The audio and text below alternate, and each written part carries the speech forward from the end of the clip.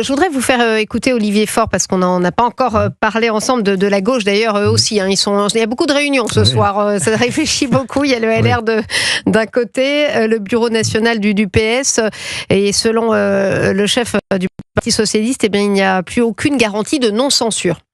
Nous étions parfaitement légitimes à réclamer un Premier ministre de gauche, ce à quoi, vous l'avez compris avec ceux qui nous ont précédés, le président n'est pas prêt à accéder. Maintenant, en son âme et conscience, il devra nommer dans les prochaines heures et nous verrons bien ce qu'il fait. Nous avons demandé qu'il n'y ait plus de 49.3, ça paraît acquis.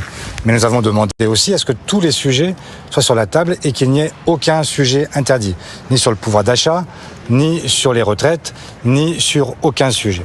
Nous n'avons reçu, là encore, aucune réponse. Il n'y a aucune réponse claire du chef de l'État.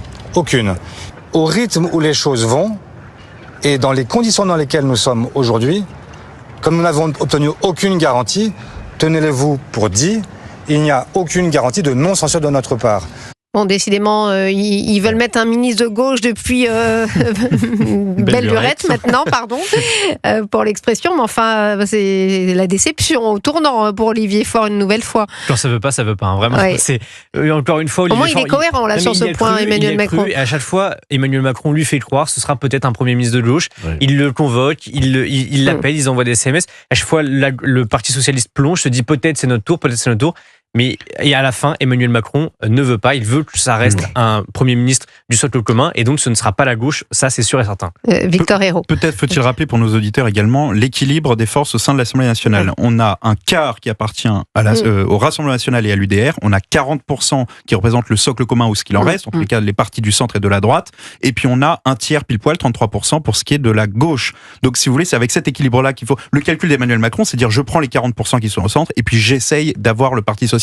Mais je ne peux pas mettre un Premier ministre du Parti socialiste parce qu'il voudra appliquer le programme de la gauche, c'est-à-dire de 33% de l'Assemblée. C'est pas assez pour faire une majorité. Sauf que Georges Fenech, quand même, le Parti socialiste a de nouveau un petit peu la clé dans cette affaire, puisque le RN censurera, le socle commun, on n'en sait rien, mais enfin, l'histoire se répète, c'est la journée sans fin. Et personne n'a la clé.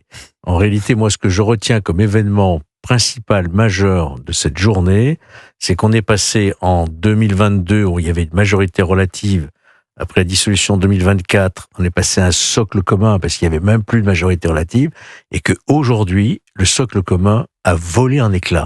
Il n'y a même plus de socle commun. Il n'y a plus rien. Bruno Retailleau l'a acté ce soir, d'ailleurs. L'information d'aujourd'hui, elle est là. La mort du socle commun, absolument, vous avez raison. Il n'y a plus de socle commun. Il n'y a plus rien, en réalité. Oui, n'en déplaise à Emmanuel Macron qui dit il y a un socle commun, mais non, c'est terminé. Ah oui, on a changé la plateforme, mais il n'y a pas de plateforme. Alexis de la Fontaine, vous avez des informations parce que depuis tout à l'heure, je vous vois regarder votre portable, je me dis ça y est, il va nous annoncer quelque chose. Non, moi je voulais juste, parce que vous parlez de votre renseignement de la journée, moi le mien, il est différent.